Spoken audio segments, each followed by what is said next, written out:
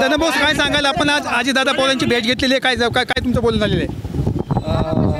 ही घटना घडल्यापासून आतापर्यंत जे काय तपास झाले, जे काय आरोपी जेरबंद आहेत आणि जे काही लोक सध्या अजून एक जण फरार आहे ह्याच्यामध्ये, तर मला मराठा क्रांती मोर्चा बारामती तिथली समन्वयक समिती यांनी मला कॉन्टॅक्ट केला आणि असं सांगितलं, जे काही बीड जिल्ह्यामध्ये आता सध्या चालू आहे ह्या प्रकरणावर, ज्या काही अजून पण परत काही चुका होत आहेत, काही टार्गेट केलं जातं आहे लोकप्रतिनिधीला, सामान्य माणसाला, किंवा कशा पद्धतीनं त्रास द्यायचा प्रयत्न केला जात आहे, याविषयी तुम्ही दादांच्या कानावर किंवा दादांना एक ड्राफ्ट बनवून द्या.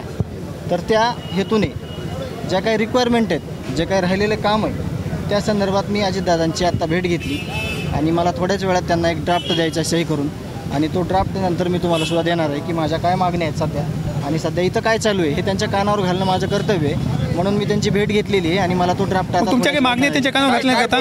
बोललं काय झालं तुमचं नेमकं?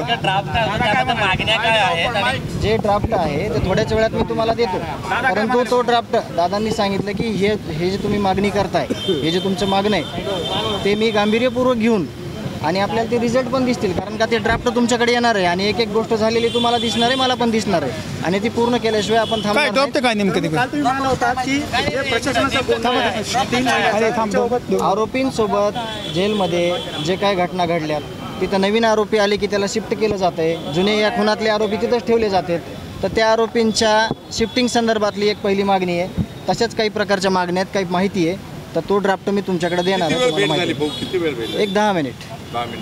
10 मिनिटं मी भेटलो, त्यांना तोंडी सांगितलं, परंतु ते म्हणले जे काही तुझ्याकडे लेखी आहे ते दे मला, त्याची अंमलबजावणी 100% करण्यात येईल.